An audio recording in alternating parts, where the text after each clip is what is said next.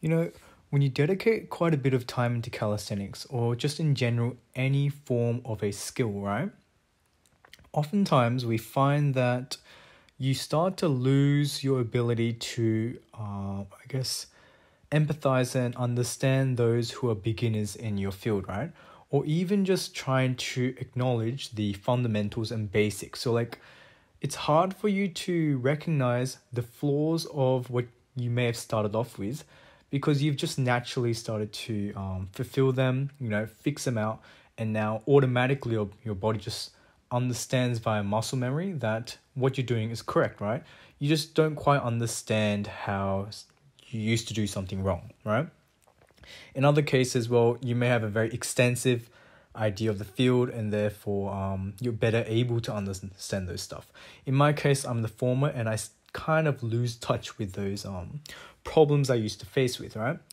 And one big problem that I used to have was protraction and depression of my scapula, right?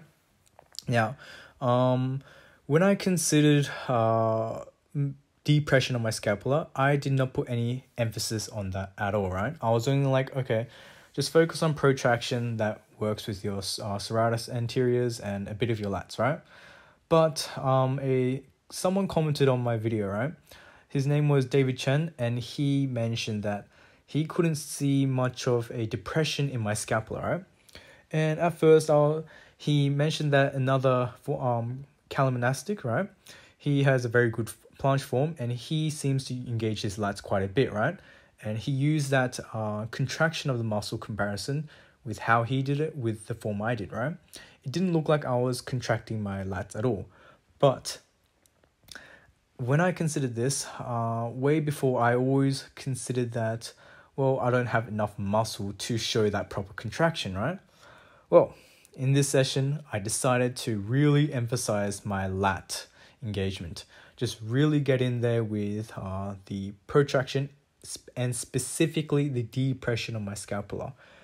And it's a really big slap on the face because I always dismiss the prime moving of what the lats do, right?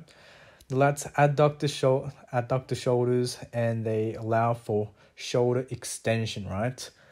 That means that they aid in the depression of the scapula. So therefore, your lats are heavily engaged in the planche. And it just makes me wonder, how did I not come back to this and go to the basics of what the lats does, right? And it just makes me think, damn, it's a very massive reality check, right? And I remember discussing this with my friend as well. I was like, oh, one time in my planche session, I had a really massive lat pump the next day, right? I couldn't quite understand it, but I felt like I was, engaging a bit more of my trunk and better understanding the stabilizing of the planche, right? And he mentioned that, well, he always gets a lat pump when he does planche training, right? And that surprised me because this was a rather one-off occasion way before, but now I'm able to understand it, right? It's because I wasn't actively depressing my scapula, and I felt I can't tell whether this is a coincidence. I also know I have a very massive habit of just jumping straight to conclusions and going rather frantically with sudden changes in analytics and whatnot, right? In that sense, I don't want to completely credit all of this sudden realization to just the fact that it's a lat engagement, right? In this session, I felt really, really good, right? I felt like my straddle was very nice. My straddle hold was almost as good as my PR day, right? And that's very surprising because I hardly come across these sessions, right? Now, keep in mind that I need to consider the fatigue and performance ratio, right? So maybe I am slowly peaking in strength now, and this comes with the more occasional sessions where I feel a lot better, right? So there's a lot more to consider than just simply saying that, oh, I just felt good because I suddenly engaged my lats. But still, it's a very nice thing to consider and a major callback to what